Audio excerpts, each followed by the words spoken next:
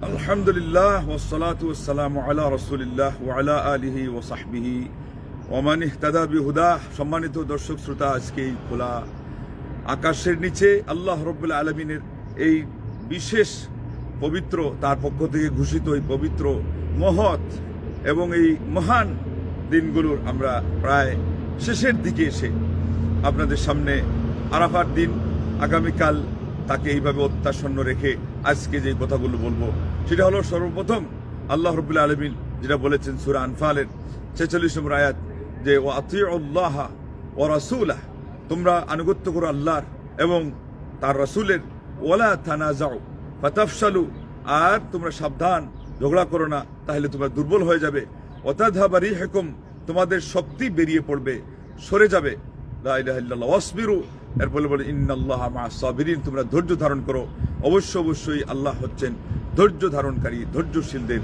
সাথী। এটা এই জন্য বলা, এবং শিরোনামে আপনি দেখতে পেয়েছেন যে নফল ইবাদত আপনার এখতিয়ার, করবেন না করবেন, নফল ইবাদত আপনার ধরা বাঁধা কিছুই নেই। এমনকি সুন্নাহ যেটা, সেটার উপরেও সংজ্ঞা কি আসছে ফিকহি দৃষ্টিকোণ থেকে, করলে সওয়াব, যেটা না করলে গুনাহ নেই। নফল তো নফলই, আল্লাহু আকবার, করলে ভালো হলো, না করলে আপনাকে কেউ এখানে জোর জবরদস্তি করবে না, উৎসাহ দেওয়া হবে, যথেষ্ট সুযোগ আছে উৎসাহ দেওয়ার, নিজে আগে করবে, তারপরে সঠিক ইলম চর্চা করা, এগুলো হলো আসল। কিন্তু যেটা সম্পূর্ণ হারাম, এই জন্য এই আয়াতটা পড়া হলো, যে ঝগড়া করা, ফিতনা সৃষ্টি করা, ভুল বুঝাবুঝি, মিস আন্ডারস্ট্যান্ডিং, মিছিং যেখানে হবে, সেখানে আপনি এই ধরনের কথা বলবেন না। যেই কথায় মানুষের মধ্যে ভুল বুঝাবুঝি হয়, আপনি সেই কথাই বলবেন না, এবং সেখানে যে কেউ কথা বলবে না। আপনি যদি বলেনও যে হ্যাঁ ভুল বুঝাবুঝি হওয়ার কিছু নাই, এখানে ক্লিয়ার কাট, এটা আপনি বলবেন না। যেখানে যত জটিল, সেখানে তত আরো বড় জ্ঞানী, আরো বড় গুণী, আরো অভিজ্ঞ, বিজ্ঞ, প্রাজ্ঞ, তাদেরকে বলতে দিন। কিন্তু আজকে আমাদের এই সোশ্যাল মিডিয়ার একটা সুবাদ হলো, হ্যাঁ সেখানে ভালো জিনিসও প্রচার করা যাচ্ছে, কিন্তু তার একটা কুফল হচ্ছে, এখানে যে যেন তেন প্রকারেণ যা তা সে প্রচার করা শুরু করে। সে বলছে ভালো, এটা আয়াত, এটা হাদিস, এটা সঠিক মাসআলা, এটা এক শক্তিশালী। কিন্তু আলেমরা কত ধানে কত চাল, সারা জীবন ইলমের পেছনে তারা ব্যয় করে, তারা বুঝতে পারেন যে একটা কথার কি পরিমাণ ওজন, এবং কোন জায়গায় কোনটা বলতে হয়, কোন জায়গায় কোনটা বলা থেকে বিরত থাকতে হয়। আসুন আজকে এই মুহূর্তে আমরা যে এগুলো নিয়ে লিপ্ত, এখন শুনেন অন্যরা কি করতেছে। কালকে একটা প্রসঙ্গে বলেছিলাম যে এদেরকে যদি ভালো করে ধরে বলা হয় যে হজ্জের কয়েকটা মাসআলা, কিছু দোয়াও জিকির সঠিক বলতে পারবে না। আমাদের সমাজ থেকে এখন বড় বড় আলেম উলামারা, যারা দেশের জনগণের ইসলামেরই নাম দিয়ে তারা ভাগ্য নির্ধারণ করে, আমি বলছিলাম যে ইসলামের উন্নতি, ইসলামের স্টাবলিশ হওয়া, এটা ইসলামকে ফলো করার উপরে, এরও আগে জানার উপরে। তো আমাদের দেশের যাদেরকে স্কলার ধরা হচ্ছে, যাদেরকে শেখুল হাদিস বলা হচ্ছে, তাদের ইলম কি পরিমাণ, তারা কতটুকু জ্ঞান চর্চা করে সঠিক এমনি তো তথ্য উপাত্য যে কেউ জমা করতে পারে, এটা তো ইলমের নাম নয়। ইলম হলো বাছাই করা জিনিস, যেটা আপনার আল ইলমু মা নাফা ওয়ালাইসা মা হাফিজ। এমনিতে ইমাম শাফি রাহমাতুল্লাহ বলছেন যেটা উপকার দে, মুখস্থ করলে হবে না। উনি বলছেন যেটা ভালো সেটাও আয়াত এবং হাদিস, সালাফদের বাণী। কিন্তু এখানে যেটা হাবি যাবি, আমি আপনাদেরকে কিছু উদাহরণ বলবো। একজন আজকে উঠেছে নেটে এসে, আরাফার দিন উনি খণ্ডন করবে যে আরাফা এই সৌদি আরবের সাথে না। কি বলছে যে আপনি জিকির করবেন কোন দিন, তাহলে জিকির যেই ফজর থেকে, ওই জিকিরটা, ওইটাই কি জিকির? উনি তো এছাড়া তার অন্য জিকিরে বিশ্বাসী না।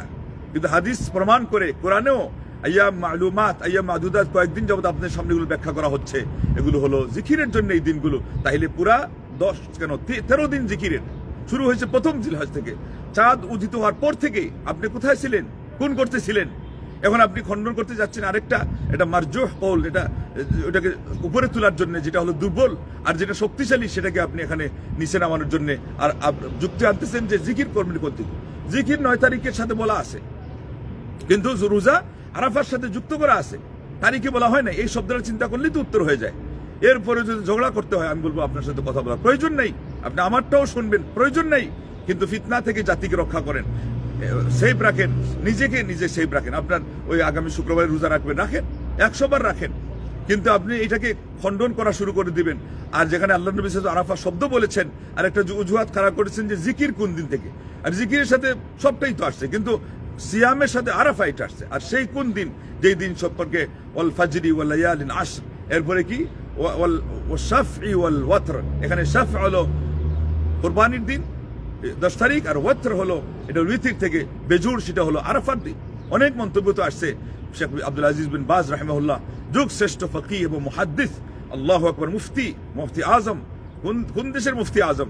যেই সেই দেশের না, সারা বিশ্বের আলিম উলামাদের যেখানে চোখ থাকে এবং যেখানে তাদের সেই আপনার মন্তব্যের সুযোগ থাকে এবং নিজেরাও সেটা ওপেন করে দেন যে আপনাদের মন্তব্য বলুন, সেই জায়গায় আল্লাহু আকবার অন্তর্দৃষ্টি সম্পন্ন একজন আলিমে দিন, যার চর্মচক্ষুকে তিনি হারিয়েছিলেন 20 বছর নাগাদ, সেই সময়ে সেই আলিম বলেছেন যে এখানে আহসানু মা কিল, এই ব্যাপারে সর্বোত্তম যেটা বলা হয়েছে যে ওই ওয়াতর, যেটা এটা হলো আরাফা। আল্লাহু আকবার। তাইলে ওয়াল ওয়াতর ওয়াস শাফি ওয়াল ওয়াতর, আল্লাহ জুর দিনের শপথ করেছেন যেটা হলো 10 তারিখ, আর ওয়াল ওয়াতর বেজুর দিনের শপথ করেছেন যেটা হলো উত্তম মন্তব্য অনুযায়ী আরাফার দিন। এরপরে সূরা বুরুজে গিয়ে ও শাহিদিন ও মাশহুদ, শাহিদ হলো জুমা আর মাশহুদ হলো আরাফা। তাশহাদুহুল হুজ্জাজ, এই দিনে হাজী সাহেবরা সেখানে উপস্থিত হন। আল্লাহু আকবার। সেখানে তাফসীর তাবরীতে উল্লেখ করা হয়েছে একটা নির্ভরযোগ্য কথা, এই সেই দিন আরাফা। হ্যাঁ, এই সেই দিন যেদিন আয়াত নাজিল হয়েছে সূরা মায়দার 3 নম্বর আয়াত, যেটা হলো আমাদের জন্য এতই আনন্দের যে আমাদের দিনকে আল্লাহ কমপ্লিট কোড অফ লাইফ হিসেবে ঘোষণা দিয়েছেন। No east no west, Islam is the best, Islam is the only one complete code of life. ইহুদিরা এসে বলছে আমাদের ধর্মে যদি এই আয়াত নাজিল হইতো, এই ঘোষণা আসতো, আমরা সেটাকে ঈদ বানিয়ে ফেলতাম। আল্লাহু আকবার। ওমর খাত্তাব রাদিয়াল্লাহু বলছেন এটা কোন দিনে নাজিল হয়েছে? তার মানে আরাফার দিন। কোন ময়দানে নাজিল হয়েছে? আরাফা মাঠে অবস্থায়। আল্লাহু আকবার। কিন্তু আমরা সেটাকে ঈদ বানাই না কেন? আমাদের ইসলামে নিজের পক্ষ থেকে কিছু গড়ার, কিছু বানানোর অবকাশ নাই। আর একটা দিবস পালন করার মতো একটা অনুষ্ঠান, এত বড় মহড়া, সেটা নিজের থেকে আসবে, তুমি চিন্তাই করতে পারবে না। এখান থেকে তুমি সরে যাও, দূর হয়ে যাও। আল্লাহু আকবার। অতএব এই সেই দিন, এই দিনে এই আয়াত নাজিল হয়েছে। তাইলে এটার সিগনিফিকেট কত, এটার তাৎপর্য কি পরিমাণ? আল্লাহু আকবার। আর এই আয়াতের আগে বলা হয়েছে 2 নম্বর আয়াতে সূরা মায়দার যে ওয়া তাআওয়ানু আলাল বিররি ওয়াত তাকওয়া ওয়া লা তাআওয়ানু আলাল ইসমি ওয়াল উদওয়ান, তোমরা পুণ্য এবং তাকওয়ার কাজে পরস্পর সহযোগিতা করো, আর পাপের কাজে এবং সেই সীমা লঙ্ঘনের কাজে, অবাধ্যতার কাজে কেউ কাউকে সহযোগিতা করো না। এগুলো আয়াত, এগুলো উপদেশ, এগুলো নসিহা, এগুলো আজকে লাগবে, সব সময় লাগবে, ভবিষ্যতে লাগবে, বিগত দিনও লাগার কথা ছিল। আজকে আমাদের চরিত্রে এগুলো আমরা কি রেখেছি?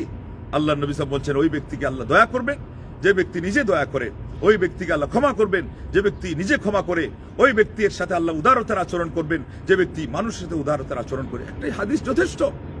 তাইলে সব কিছুর ঊর্ধ্বে যেটা করতে হবে সেটা বলছিলাম যে আপনি নফল ইবাদত করেন না করেন, কিন্তু আপনাকে যেটা করতেই হবে, যেখানে কোনো অপশন নাই, যেখানে আপনার কোনো এখতিয়ার নাই, সেটা হলো আপনাকে কাজ করতে হবে। সেটা এমন কাজ যেখানে আপনি নিজে সুকুমার বৃত্তি, এর মধ্যে নিজের অন্তরকে আপনি উৎকর্ষিত করতে পারেন, ইমানকে শানিত হয়ে করতে পারেন, যেই আচরণের মাধ্যমে আল্লাহর সাথে যেই সম্পর্ক নিবিড় করার মাধ্যমে, বান্দাদের সাথে যে আচরণ ভালো করার মাধ্যমে আপনাকে সেটা করতে হবে। আপনি ফিতনা করছেন কেন? আপনি ঘৃণা ছড়াচ্ছেন কেন? আপনি ক্ষোভ প্রকাশ করছেন কেন? আপনি বিদ্বেষ বাড়াচ্ছেন কেন? লা ইলাহা ইল্লাল্লাহ। আসুন, তারপরে আরেকটা কথা, ওই যে আমরা এগুলো নিয়ে ব্যস্ত আছি। আলহামদুলিল্লাহ, আল্লাহ আমাদেরকে শুদ্ধ ইসলাম এবং সুন্নাহ চর্চা করার তৌফিক দিয়েছেন, আর আমরা এগুলো নিয়ে ব্যস্ত আছি। অথচ অন্যরা কি করছে? শেখুল হাদিসের ছেলে আজকে এসে মিনার মাঠে বলতেছে, ওয়াজ করতেছে। আগে তো ওই কুয়াকাটার হাফিজুর রহমান বলছিল সেটাকে ওয়াইজ হিসাবে উড়িয়ে দেওয়া হয়েছে। কেউ মনে করছে যে ওয়াইজ তো যে যা বলতে পারে। তো শেখুল হাদিস সাহেবের ছেলে শেখুল হাদিস, বলা হয় ইবনু শেখুল হাদিস, উনি কি করেছে জানেন? এই মিনার মাঠে এসে, এবং এরা, আমি যেন আপনাকে বললাম, আই ক্যান চ্যালেঞ্জ, এরা একজনও A to Z হজ্জের প্রত্যেকটি মাসআলা বলবে না, গিয়ে দেখে বলবে না। তাদের ওখানে ওগুলো নাই, ওইভাবে নাই। আর যেগুলো আছে এগুলো দলিল ভিত্তিক না, অসংলগ্ন, দলিলের বাহিরে যেগুলো, এগুলোর মধ্যে সঙ্গতি নাই। ওয়ালাউ কানা মিন ইনদি গায়রিল্লাহ লাওয়াজাদু ফীহি ইখতিলাফান কাসীরা। আল্লাহ কোরআনে চ্যালেঞ্জ করে বলেছেন, গায়রুল্লাহর পক্ষ থেকে যেটা হয়, আল্লাহ ছাড়া অন্যের পক্ষ থেকে যে দিন আসে, যেই ধর্ম আসে, যেই আপনার ফর্মুলা আসে, যেই ফরম্যাট আসে, যেই মূলনীতি আসে এবং যেই মাসআলা আসে, যেই ফতোয়া আসে, এর মধ্যে অসঙ্গতি থাকেই থাকে, এর মধ্যে মিল থাকে না আগের সাথে পরের। ওরা কিভাবে একসাথে বলবে? আমি একজনকে এখনো শুনি নাই। বই লিখতে পারে কিন্তু বলুক দেখি, পারবে না। এই জন্য ওই গল্প নিয়ে ব্যস্ত। শেখুল হাদিসের ছেলে মিনার মাঠে আজকে কি গল্প করতেছে? বলতেছে যে হাজি 2 প্রকার। এক প্রকার হাজি হলো রং, বা যেটাই বলা হোক রিজেক্টেড, যাদের হজ মানে কবুল হবে না, বাতিল হবে। আরেক প্রকার হাজি, আল্লাহ তার হজ গ্রহণ করবে। এটা তো ভালো কথা, স্বাভাবিক কথা, এটা সবাই বলে। সব জায়গাতে এটা স্বীকৃত, কিন্তু ও কি বলতে চেয়েছে, বলছে যে যার হজ আল্লাহর কাছে গ্রহণ হবে তার পাথরটা নাকি ফিরিস্তা নিয়ে নিবে। লা হাওলা ওয়ালা কুওয়াতা ইল্লা বিল্লাহ। এটা আগে বলা হয়েছিল যে লোকাল বক্তারা বলে, সাধারণ বক্তারা, তো তো দেখছি সাধারণ বক্তাদেরও আরো নিচে, কারণ একে মানুষ শেখুল হাদিস নামে চিনে। আর কথাটা বললো কি কাজটা করলো এখানে এসে। আর যাদের হজ কবুল হয় না তাদের পাথর মিনায় পড়ে থাকে। এরপরে রং মাসআলা, ভুল মাসআলা, 100 ভুল মাসআলা। এটা একেবারে আপনারা নোট করুন, মিডিয়ায় প্রচার করুন, লিখিত আকারে প্রতিবাদ করুন। শেখুল হাদিস ইবনে শেখুল হাদিস যেটা মামুনুল হক, তার নামে আমার পক্ষ থেকে এই প্রতিবাদ সারা পৃথিবীর মুসলমান যারা যেখান থেকে আসছেন, বিশেষ করে বাংলা ভাষাভাষী, তাদের কাছে পৌঁছে দেন। এটা হলো রং মেসেজ সে দিয়েছে, ভুল বলছে মিনার মাঠ থেকে নাকি ওই পাথর নেওয়া যাবে না। এই যে এই কারণে মিনার মাঠে যেগুলো পাথর পড়া আছে এগুলো ব্যবহৃত। আস্তাগফিরুল্লাহ, লা হাওলা ওয়ালা কুওয়াতা ইল্লা বিল্লাহ। শুধু এতটুকু মাসআলা আলিমগণ বলেছেন, ওই খাম্বাতে স্পর্শ করে যেটা এখানে পড়েছে বলে সম্ভাবনা আছে, যেটা ওই হাউজের ভিতরেও না বাহিরে আছে, কিন্তু এমন এক জায়গায় যে এটা সম্ভাবনা আছে যে ওখানে খাম্বায় লেগে এখানে আসছে। খাম্বায় লেগে গেলে তো ব্যবহৃত হয়ে গেল, যে হাজি এটা দিয়ে ব্যবহার করছে তা ব্যবহৃত, এটা দিয়ে মারা হবে না, এই জায়গা থেকে নেওয়া হবে না। এছাড়া ওয়াদে মুহাসসার যেটা, এইটা মূলত মুজদালিফা এবং মিনার মাঝখানে, বরং এক অংশ মিনায়, মুজদালিফায় না।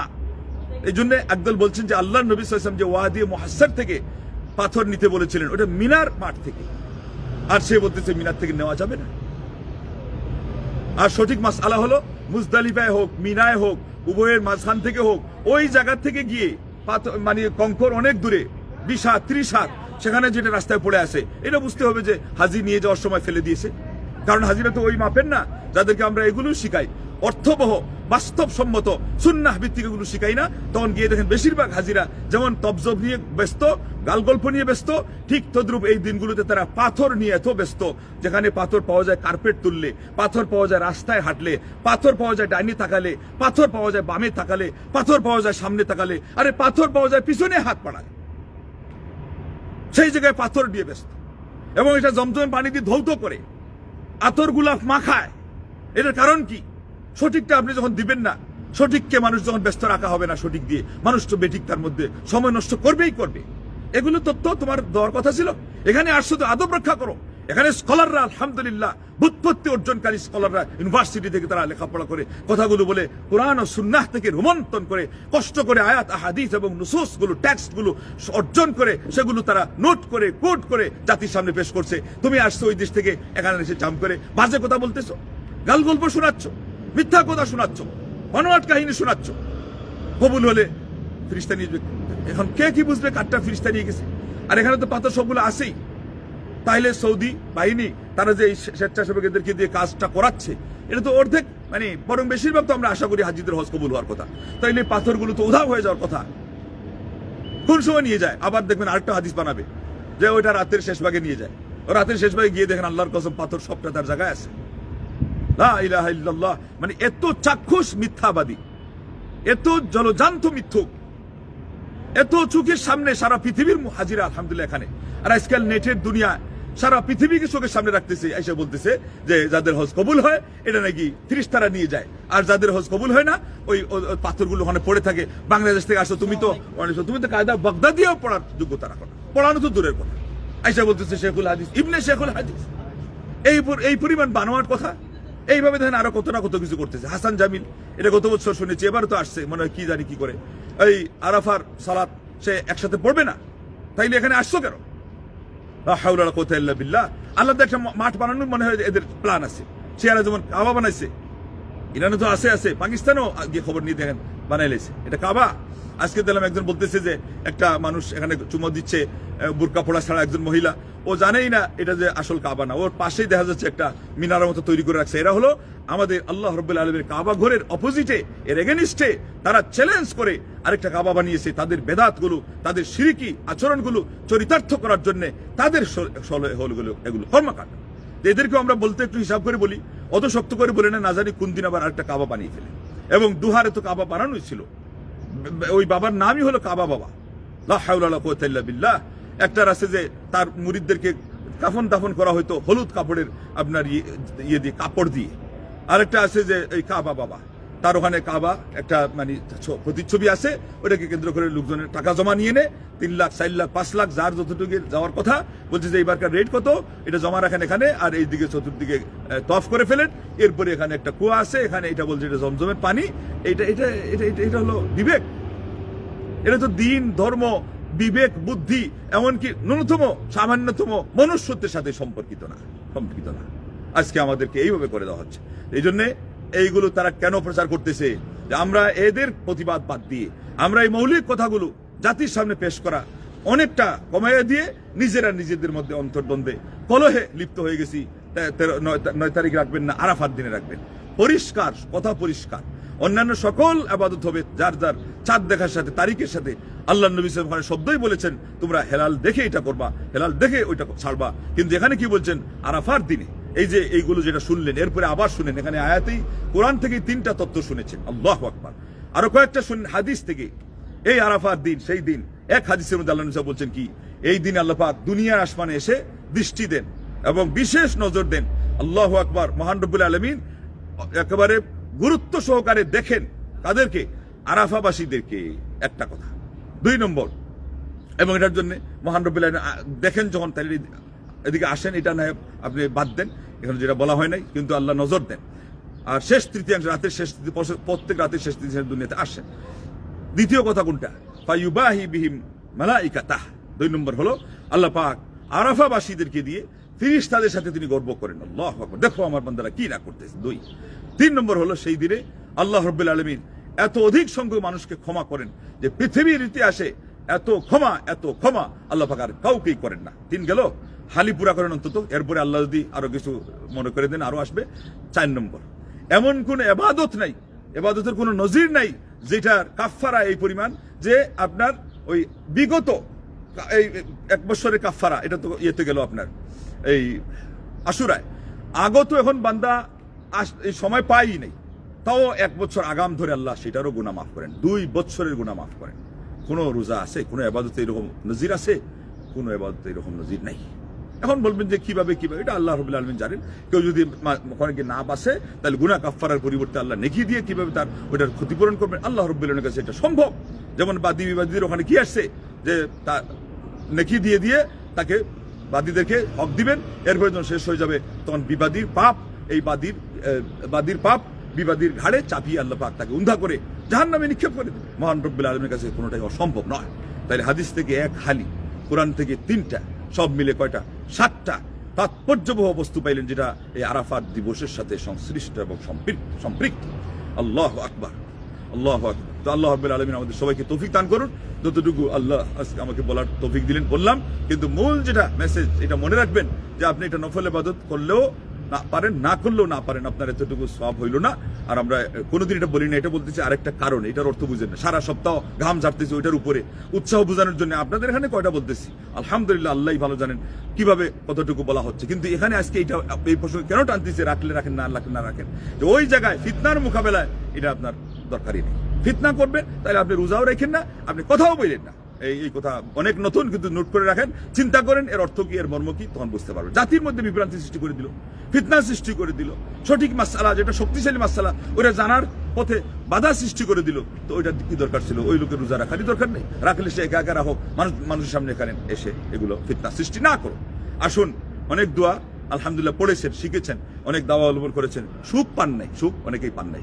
সুখ পাবেন কিভাবে? এই যে দেখেন, কেউ আপনার উপর অতিরঞ্জন করলো, বাজে কথা বললো, মিথ্যা বললো, জুলুম করলো, এবং সকল ঘরানার মানুষকে আমি বিশেষ করে বলতেছি যারা দাওয়া ইলাল্লাহর মধ্যে কাজ করেন, তাদেরকে আরো গুরুত্ব সহকারে বলতেছি, এইগুলোই হবে। এটা আপনার পাওনা, এটা সুন্নাতুল্লাহিল কাদিম, আল্লাহর একেবারে সেই চলমান সুন্নাহ, মহান রব্বুল আলামিনের সেই অমীয় বিধান। এটা যে দিনের কাজ যারা করবে তাদেরকে কষ্টদায়ক কথা শুনতে হবে। আপনজন বলবে, বন্ধুমহল থেকে বলবে, সহপাঠীরা বলবে, ছাত্ররা কষ্ট দিবে, আপনার ছেলেরা কষ্ট দিবে, ভাতিজারা কষ্ট দিবে, ভাগনারা কষ্ট দিবে, রক্তের সম্পর্কে লোকজন কষ্ট দিবে।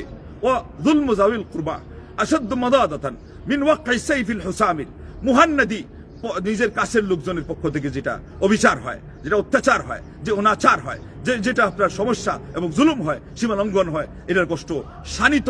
এবং সেই আপনার এই তরবারি যেটা মুহান্নাদ নামের, এটা আলাদা একটা তরবারি, ওই রকম তরবারির আঘাতের চেয়ে এটার কষ্ট আরো বেশি।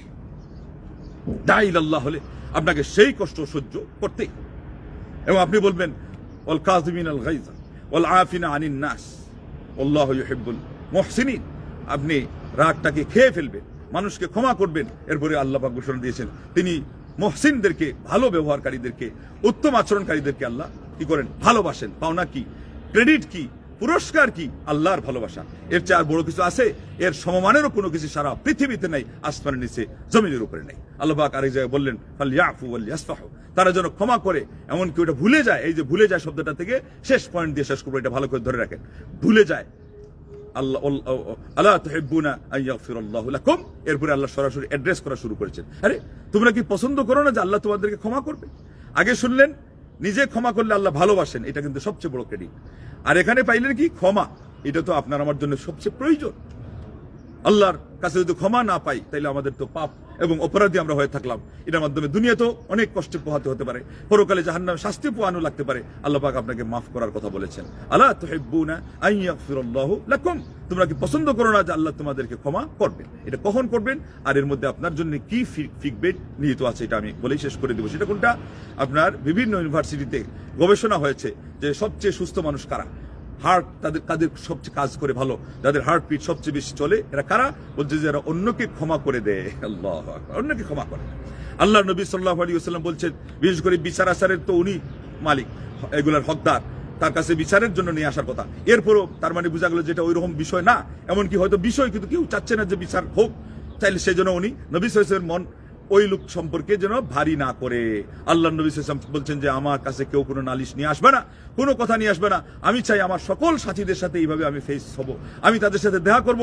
আমার মনের ভিতরে কারো সম্পর্কে কোনো কষ্ট নেই, কোনো দ্বিধা নেই, কোনো দ্বন্দ্ব নাই, কোনো কলহ নাই, কোনো বিদ্বেষ নাই, কোনো ক্ষোভ নাই। সাল্লাল্লাহু আলাইহি ওয়াসাল্লাম তো বলেছেন যে তিনি এইভাবে থাকতে চান। তার উম্মতকেও তিনি এইভাবে গড়েছেন কি গড়েন নাই?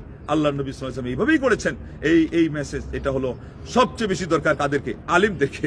আল্লাহু আকবার। ওই শয়তানকে জিজ্ঞাসা করা হয়েছিল যে তুই পুটলা তিনটা এগুলো কার কাছে বিক্রি করস? তো একটা বলছিল যে হিংসার পুটলা, এর মধ্যে আছে হিংসা, তো এটা বিক্রি করি কার কাছে? আলিম উলামাদের কাছে। আর আল্লাহু আকবার, মুহাম্মদ ইবনে দিনার, ইমাম মালিক ইবনে দিনার, তিনি কিছু মানুষ আছে যারা ওই কোরআন শিক্ষা করতে আসে, বরং শিক্ষাও দেয়, ওদের সাথে তিনি কোনোদিন এই যে কোনো একটা সার্টিফিকেট দেওয়ার কাজ করতেন না, বলে দিতেনই না। বলে কেন? বলে এদেরকে সার্টিফিকেট দিব, এই সার্টিফিকেট নিয়ে ওরা হিংসার কাজে ব্যবহার করবে, আমার এটা দেওয়ার দরকার নাই, আমি গুনার কাজে সহযোগিতা করতে পারি না। এটা কেন? ওই সময় থেকে চলে আসতেছে ইলম, ইন্না লিল ইলমি তুগয়ানান কা তুগয়ানিল মাল। আব্দুল্লাহ ইবনে মুবারক রাহিমাহুল্লাহ বলছিলেন ইলমের জন্য দৌরাত্ম্য আছে যেমন সম্পদের দৌরাত্ম্য আছে। আমরা বলি না যে সম্পদের গরমের কথা বলছে, এর চেয়ে বেশি ইলমের গরম নিয়ে অনেক মানুষ বিভ্রান্ত হয়, গুমরাহ হয়, জাতিকে বিভ্রান্ত করে অন্ধকারের দিকে ঠেলে দেয়। অথচ জাতি আশা করেছিল যে ইলম শিখেছে, আল্লাহু আকবার, একটি কণা আলো যদি মানুষ কেউ পায়, আলো হলে তাহলে সারা পৃথিবী পর্যন্ত জ্বলে। আর হলো একটি মানুষ হলে আল্লাহু আকবার, বিশ্বজগৎ চলে। মানুষ অপেক্ষায় ছিল যে একজন মানুষ, এর মধ্যে একটা কণা দেখা গেছে, কণা যদি একটা আলোর কেউ হাতে পায়, তাহলে পরে এর জন্যে সুবহানাল্লাহ, এর সাথে সারা পৃথিবী আলোকিত হয়ে যায়, আলোকময় হয়ে যায়, মানুষ তার মাধ্যমে উপকৃত হয়। আর আজকে আলেম যদি ইলম শিখে, তো বেশিরভাগ হিংসা, বিদ্বেষ, অহংকার, দ্বন্দ্ব, কলহ, সমাজ কোন দিক থেকে ক্ষতিগ্রস্ত হওয়ার দরকার নাই। আমি দিন প্রচার করছি, তোমার এই সময় দিনের প্রচারও দরকার নেই। একটু আগে বলেছিলাম যে আরাফার রোজার প্রত্যেকের প্রয়োজন নাই। এখন শেষ পয়েন্ট হলো দিনের প্রচার, দাওয়াতও সবার প্রয়োজন নাই। আগে নিজের পায়ের তলের মাটি খুঁজো, নিজের নাজাতের পথ খুঁজো। সূরা তাহরিমের 6 নম্বর আয়াত নিয়ে থাকো, হু আনফুসাকুম ওয়া আহলিকুম নারা। নিজেদেরকে আর জাহান্নাম, পরিবার পরিজনকে জাহান্নামের আগুন থেকে বাঁচাও। সারা পৃথিবীর শ্রেষ্ঠ বিদ্যাপীঠ ওই চষে বেড়ার দরকার নাই। আগে মানুষ হওয়া লাগবে, আগে শিষ্টাচার শিখা লাগবে। মান্নাম ইউআদ্দিবহু ওয়ালিদাহ আদাবহু লাইলি ওয়ান নাহার। যাকে মাতা পিতা আদব শিক্ষা দেয় না, তাকে দিন রজনীর কাল পরিক্রমা জামানাকে গর্দিশে উর্দুভাষীরা বলে, সেটা তাকে আদব শিক্ষা দিবে। কিন্তু কেউ কি আদব নেওয়ার আছে? আদব শিক্ষা নেওয়ার কেউ নেই। আবার সবাই শিক্ষা দে, খিতামুহু মিস্ক, এটা এই জন্যে যে আরবিয়ান মানুষকে আমরা বলি যে এদের মধ্যে কি আছে, জাফা আছে, রুক্ষতা, এরা ওই অত বেশি মানুষকে হৃদ্যতা, মানুষের সাথে খুব বেশি ভাব এগুলো করে না, মহব্বত করে না। হ্যাঁ, এগুলো হলো অনেক সময় যে কোরআন ঢাকায় মানুষের জন্য, কিন্তু বুক দিলে আবার পিঠ দেয় না। তাদের এমনি কথার মধ্যে রূপকতা থাকে, কিন্তু মায়া মহব্বত এত বেশি যে যাকে বুক দেয় তাকে আবার তারা পিঠ দেয় না। আরাবিয়ানদের স্বভাবের মধ্যে এই জিনিসটা পাওয়া গেছে। একজন আরাবিয়ান তার প্রোফাইলে লিখেছে, আল্লাহুম্মা قد عفوت عن عبادك فاعف عني, প্রভু হে আমার আল্লাহ, আমি তোমার বান্দাদেরকে মাফ করে দিলাম, তুমি আমাকে ক্ষমা করে দাও। পারবেন? পারবেন? খালি প্রোফাইলে লেখা না, প্রোফাইলে তো অনেকেই লিখতে পারেন। বাস্তবের দিক থেকে আজকে গিয়ে দেখেন, কারোর সাথে কোনো দিন ওই পান থেকে চুন খসার কোন একটা ঘটনা যদি ঘটে থাকে, আমরা মারা যাওয়ার আগ পর্যন্ত, এমনকি কিয়ামত পর্যন্ত আল্লাহ যদি আয়ু দিতেন, এটা ধরে রাখতাম, এটা অ্যাকশন নেওয়ার জন্য, যেভাবেই সুযোগ পাইতাম, ওই লোক আমার এই কষ্ট দিয়েছে, এটা ভুলা নাই। আর আল্লাহ পাক কি বলতেছে? সাফুল জামিলের ব্যাখ্যা শেখুল ইসলাম কি বলেছেন? সাবরুন জামিলের ব্যাখ্যা কি বলেছেন? হাজরুন জামিলের ব্যাখ্যা কি বলেছেন? সর্বোচ্চ পর্যায়ে পৌঁছতে গেলে মুফাসসিরগণ, মুহাদ্দিসিনগণ, ফুকাহারা, উলামারা, সুলাহারা, হুদাত, মুহতাদুন, লা দাল্লুন ওয়ালা মুদিল্লুন, যারা প্রকৃতপক্ষে হেদায়েতের উপর প্রতিষ্ঠিত আলেমরা আমাদেরকে কি বলেছে, আমরা সেগুলো শুনি না। হুদাতুদ্দীন ক্বাদ দাল্লু ফাবানাত খাসারাতুহুম বাউদ্দীন বিদ্দুনিয়া ফামা রাবিহাত তিজারাতুহুম। আজকে বেশিরভাগ যারা দাবি করছে আমরা দ্বীনের দায়ী ইলাল্লাহ, আমরা দ্বীনের দায়ী, আল্লাহর প্রতি আহ্বান করি, কবি এদের কথা বলছেন যে এদের ক্ষতি, এদের লস হওয়াটা সুস্পষ্ট হয়ে গেছে, যেহেতু এরা কি করছে, দ্বীনকে দুনিয়ার পরিবর্তে বিক্রি করে তারা চলছে। এর মধ্যে এটাও শামিল। নিয়তটাই যদি খাঁটি না হয়, নিয়ত খাঁটি হলেই তো আপনার ক্ষমার গুণ আপনার মধ্যে এসে যাবে। আপনি আল্লাহর জন্য করেছেন, কার কাছ থেকে প্রতিশোধ দূরের কথা, কে কোনটা বললো কষ্টের কথা, সেটা আপনি ইচ্ছা করে ভুলার চেষ্টা করুন। অনেক কষ্টের, কিন্তু এটাই হলো সুখের, এটাই আরামদায়ক জিনিস। বেঁচে যাবে। এরপরে বিচার আচারের প্রসঙ্গ আসে, সালিশের প্রসঙ্গ আসে, যেখানে কথা বলার ওইরকম পরিবেশ আছে, আপনি নেন দেন, কিন্তু বেশিরভাগ আজকাল ওই আশা করেন না। আজকালকাল হলো খালি ক্ষমা করে দেন, বাস। বেশিরভাগ আল্লাহ শপথ করে বলছি, এই কাজ কথা যদি এখন বিশ্বাস না করেন, জীবনে জ্বলে পুড়ে মরে কষ্ট করে, কাউকে কষ্ট দিয়ে এরপরে নিজে আরো কষ্ট পেয়ে ক্ষতিগ্রস্ত হবেন, চা লাভবান হবেন না। কিন্তু ক্ষমা করা আগে শিখেন। যখন দেখে যাবেন যেখানে আমার প্রতিপক্ষ বুঝতে রাজি না, শুধুমাত্র পেশাল পাড়া, আরো কেউ আঞ্চলিক ভাষা বলে কেসাল পাড়া, ওই জায়গায় হার মেনে যান। হার মানার মধ্যে আপনার জিত, আমি বলে দিলাম আপনাকে। এটা অত সহজ কথা বলা হয় নাই, আমার তো অভিজ্ঞতা কম, জ্ঞান তো আরো নাই, কিন্তু যেগুলো নির্যাস বলছি এগুলো হলো জ্ঞানীদের জ্ঞানী, গুণীদের গুণী এবং অভিজ্ঞদের অভিজ্ঞ, তাদের কথার নির্যাস, এবং কোরআন সুন্নাহ এরও আগে। সেটাই তো আমাদের সুতশ্রী, সেটাই আমাদের উৎস। সেখান থেকে বললাম আল্লাহ নবী সাল্লাল্লাহু আলাইহি ওয়াসাল্লাম কি বলেছেন। মুসলিম শরীফের হাদিস, যে ব্যক্তি আল্লাহর উদ্দেশ্যে বিনয় অবলম্বন করবে, ওখানে কি বলা হয়েছে, আল্লাহ তার শান বাড়াবেন। আর যে ব্যক্তি যত বেশি ক্ষমা করবে, আল্লাহ তত বেশি তার জাদাহুল্লাহ ইজ্জান, সম্মান বাড়াবেন। ওখানে রাফাহুল্লাহ, আল্লাহ উপরে তুলবেন, এখানে সম্মান বাড়াবেন। উপরে তোলাটা বাহ্যিক হতে পারে, অলৌকিক হতে পারে, আর্থিক হতে পারে, মানুষের মর্যাদার দিক থেকে হতে পারে, রিজেকে আল্লাহ প্রবৃদ্ধি দান করবেন, হতে পারে পদ, হতে পারে, কিন্তু ইজ্জান, এই যে অনেক জিনিসের জন্য মানুষ লাইতো কেন, একটা সম্মান। এটা নবী সাল্লাল্লাহু আলাইহি ওয়াসাল্লাম দ্বিতীয় শব্দের মধ্যে এসে সুস্পষ্ট করে দিলেন যে যে যত বেশি অন্যকে ক্ষমা করতে পারবে, তার সম্মান আল্লাহ বাড়িয়ে দিবেন। আর ক্যালিফোর্নিয়া সহ আরো কোন ইউনিভার্সিটি, এগুলো গবেষণা রিপোর্টের মধ্যে আসছে যে সবচেয়ে সুস্থ মানুষ কারা, কাদের হার্ট সবচেয়ে বেশি সার্ভিস দিচ্ছে সুষ্ঠুভাবে এবং ভালোভাবে, বলছেন যারা অন্যকে যত বেশি ক্ষমা করা যায়। আর এর বিপরীতে যার অ্যাটাক হচ্ছে কারা হার্ট ফেল করতেছে এবং স্ট্রোক করতেছে, বেশিরভাগ অন্যের ব্যবহারের কষ্টটা যারা মুছতে পারে না অন্তর থেকে, ভুলতে পারে না, ফেলে দিতে পারে না, তাইলে দুনিয়াতেও আপনার আমার এই আচরণের, যেটা বললাম আজকে এই কথা, এই মেসেজের মাধ্যমে লাভ। এবং আপনি তো অবশ্যই আল্লাহর কাছে যে পুরস্কারের কথা শুনলেন, মুসলিম শরীফ হাদিস, এই লাভের চেয়ে লাভ আর কি চাই, আমার কি দরকার আছে বলেন। এমনকি শেষ পর্যন্ত এটাও হয়েছে এবং হবে, এটাও হয়েছে, ওই ভুল যারা করেছে ওরা তাদের ভুল বুঝতে পেরেছে, হয় পরকালকে ভয় করে হোক, আর না হলে দুনিয়াতে হোক। এই যখন দেখছে যে কি ব্যাপার, চতুর্দিকে খালি আমার এই সমস্যা ওই সমস্যা, তারা সারেন্ডার করতে বাধ্য হয়েছে এবং ক্ষমা চাইতে বাধ্য হয়েছে। তাহলে আপনার তো সবই তো পেয়ে গেলেন। এই জন্য সাময়িকের জন্য একটু ধৈর্য ধরা শিখুন, একটু ক্ষমা করা শিখুন, বরং আপনি একেবারে পুরাটাই ক্ষমা করে দেন। আল্লাহ পাক আপনাকে কি না দিবেন আমার আল্লাহ মুসলিম শরীফ হাদিস থেকে আপনি বুঝতে পারতেছেন। আর আল্লাহ পাক কোরআনে কি বলেছেন, আল্লাহ নিজেই যদি ক্ষমা করেন, আল্লাহ ভালোবাসেন, এটা তো আরো পাওয়ারফুল। আল্লাহ তুমি আমাদের কথাগুলো বুঝে অনুধাবন করে আমল করার তৌফিক দান করো। এই দশকে আমাদের যা করণীয়, যা বর্জনীয়, সবগুলো যেন আমরা ঠিকমতো করতে পারি। মাঝখানে যেটা প্রতিবাদ করেছি এইটা একেবারে বুলেট, এটা পৌঁছাই দিবেন। সকল হাজি গাজী নন হাজি বাংলাদেশে আছে, ইউরোপে আছে, আমেরিকা আছে, এশিয়া মহাদেশে আছে, দেশ থেকে আসছে, এখানে এদেরকে পৌঁছাই দেন যে শেখুল হাদিস ইবনে শেখুল হাদিস পর্যন্ত এরকম ভুয়া কথা হজ্জের মৌসুমে এসে এখানে যে বলছে, এটা মারাত্মক পর্যায়ে অন্যায়, এটা বানোয়াট। এবং এর আগে যারা বলছিল তাদের থেকে এটা আরো মারাত্মক এখানে এসে বলতেছে, এবং শেখুল হাদিস টাইটেল লাগায় এসে বলতেছে, তাকে এখান থেকে এই ভুল স্বীকার করায় নিয়ে এখান থেকে পাঠান। আর না হলে বলেন যে এইরকম কথা বলার জন্য যেন কোনো হজ কাফেলায় মুআল্লিম হিসাবে সে না আসে। আল্লাহ এইভাবে আরো কত মুআল্লিম মানুষকে মিসগাইড করতেছে, মানুষকে বলেই না সঠিক কথা, এরপরে বলে যে কোনো একটা ভুল হতে পারে, ওয়াজিবের জায়গায় ভালো করে ওয়াজিব বলে না, মানুষ করলো কি না করলো, বরং ইচ্ছা করে ওর সব চোখ বন্ধ করে রেখে দেয়। এরপরে শেষে বললো কি যে একটা দম আছে সতর্কতার দম। এটা কি ব্যাপার?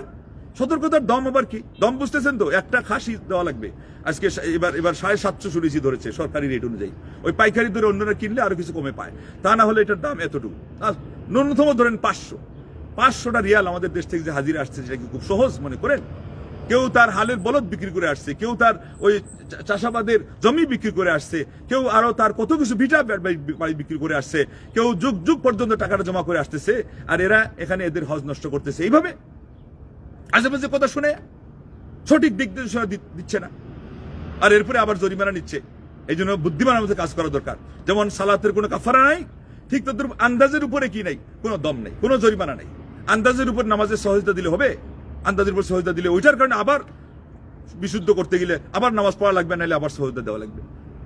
বরং এটা সহজতা যখন দিছে, এটা নামাজ বিশুদ্ধ করাই লাগবে, এটা তো মারাত্মক পর্যায়ে জটিল এটা বিষয়। তো এই যে দম দিন নিল, আপনার 500 টাকা নিল, এটার কারণে তার 4 টাকা তো হারাম হলোই হলো। এরপরে আপনাকে কি করলো? সন্দেহের মধ্যে ফেলে দিল। আপনার মনের ভিতরে হায় এটা কোন ভুল না জানি করছিলাম, অথচ আপনি কত কষ্ট করে চেষ্টা করেছেন। এই জন্য আপনাদেরও দায়িত্ব আছে সেখানে। যে মুআল্লিম সাজলো, যেভাবে আপনাদের গাইড করলো, আপনি বলেন যে হ্যাঁ অমুক প্রসিদ্ধ স্কলার আমাদের সাথে যাচ্ছে, এগুলো কি? এগুলো সব ব্যবসায়ী। বেশিরভাগ আপনাদেরকে বলে দিলাম, এইবার এদানি এই যে হজের মৌসুমে এসে সবাই যে খুব সুন্দর করে বসে মজমা করছে, আর একদল কমেন্ট করেছেন যে চক্ষু শীতল হয়ে গেছে। তো এখানে এসে কি করতে আসছে? এখানে তো হজ করতে আসছিল, হজের সঠিক কথাগুলো না বলতে পেরে এরা ব্যর্থ। এরা আবার এখানে বসে কি করতে চায়? এখানে আসছে এবাদতে। এবাদতটা শুদ্ধভাবে কয়জনে করছে? দোয়াটা বলেন দেখি, একটা মাসলা বলে দিই। ইন্না সাফা ওয়াল মারওয়াতা মিন শাআইরিল্লাহ, শেষ পর্যন্ত এই আয়াতটা এই বড়গুলোকে ধরে বলেন যে এটা কোন জায়গায় পড়তে হয়, কয়বার পড়তে হয়, বলে দেন। কোন জায়গায় পড়তে হয়, কয়বার পড়তে হয়, জিজ্ঞাসা করেন। রুকনে ইয়ামানি, এটাতে কি কাজ আছে, কোন পরিস্থিতিতে কি কাজ করতে হয়, একটু জিজ্ঞাসা করেন, দেখ বলে দেন। কোন অবস্থায় হজকে নিম্নমান থেকে ঊর্ধ্বের দিকে নিয়ে যাওয়া যায়, আর যাওয়া যায় এটা মাসআলা হিসাবে, আর নিচের দিকে আসা যায় না। কোন মাসআলার মধ্যে উপর থেকে নিচে আসা যায় না, নিচ থেকে উপরের দিকে যাওয়া যায়, এগুলো প্রশ্ন করেন। তার মানে ইফরাত থেকে তার পরিস্থিতি অনুযায়ী কুরবানির ব্যবস্থা হয়ে গেছে, সে কারান তামাত্তু পরিস্থিতি অনুযায়ী ওই পর্যন্ত গড়াতে পারবে। কিন্তু তামাত্তুর নিয়ত করছে, কারানের নিয়ত করছে, ইফরাতে আসতে পারবে না, নিচের দিকে আসতে পারবে না। এরপরে আরো কত সমস্যা গিয়ে দেখেন, বেশিরভাগ কেরান করে বসে আছে। এরা দেখুন যে হারাম পড়ে যেগুলো বসছে না, এটা হালাল হয় নাই কেন? আল্লাহ নবী নিজে বলছেন, লা ইস্তাকবালতু মিনাল আমরি মাস্তাদবারতু লামা সুকতুল হাদিয়া ওয়া জাআলতুহা উমরাহ। তাকে আগে জানানো হয় নাই যে তামাত্তু ভালো, মাঝখানে হালাল হয়ে পরে হজের জন্য আলাদা নিয়ত করে হজ করা, আর একসাথে করা ওটা হলো কেরান, আর আলাদা করা হলো তামাত্তু। তো আল্লাহ নবী সাল্লাল্লাহু আলাইহি ওয়াসাল্লামকে শেষে জানানো হয়েছে তামাত্তুটা হলো ভালো, কিন্তু তিনি কেরানের নিয়ত করে আসছেন, এবং সাথে যদি প্রাণী আনা হয় তাইলে কিন্তু কেরানটাই করতে হয়। এই জন্য দুইটা জিনিসের কথা বললেন। আমি যদি পরে যা জানছি আগে তা জানতাম, তাইলে আমি কি করতাম, এই হাদি যেটা কুরবানির প্রাণী, এটা হজ্জের জন্য যেটা আনা হয়, এটাকে বলে হাদি, আমি সেটা আনতাম না, আর আমি হালাল হয়ে যেতাম, এবং হালাল হয়ে আমি এটাকে আগের যে অংশ এটাকে উমরা বানিয়ে ফেলতাম, মানে আলাদা, আর পরের অংশ 8 তারিখ থেকে যেটা লব্বাইক আল্লাহুম্মা হাজ্জান বলে আলাদা করতাম। তাইলে এটা উত্তম। এখন আমাদের এরা গিয়ে দেখেন, কোন জায়গাতে আল্লাহ নবী সাল্লাল্লাহু আলাইহি ওয়াসাল্লাম কথা বলে তাদেরকে ঠিকানো যায় না। ইমাম সাহেব, মাযহাব, তরিকা, হুজুর, সিলসিলা, দেওবন্দ, কওমিয়া, নিজামিয়া, দর্স, এই সেই খালি বাহানা। এখন না আল্লাহ নবী কেরান করছেন, আর কেরান করে নিজেই যেটা বললেন যে এর চেয়ে ভালো আরেকটা জিনিস আমি পরে জানার কারণে আক্ষেপ থেকে যাচ্ছে আমার। সাহাবায়ে কেরামের জন্য সেটাকে আমল করে দেখাই দিলেন যে এই শব্দ বুঝতেও যাতে কেউ সেখানে ফাঁক না খুঁজে, যে না এটাই আল্লাহ নবী উদ্দেশ্য করেছিলেন, যে উত্তম হলো তামাত্তু। এই জায়গাতে এখন নবী কেরান করছিলেন। এইগুলো হলো ভণ্ডদের কারবার, এই থিওরিটা হলো ভণ্ডামি।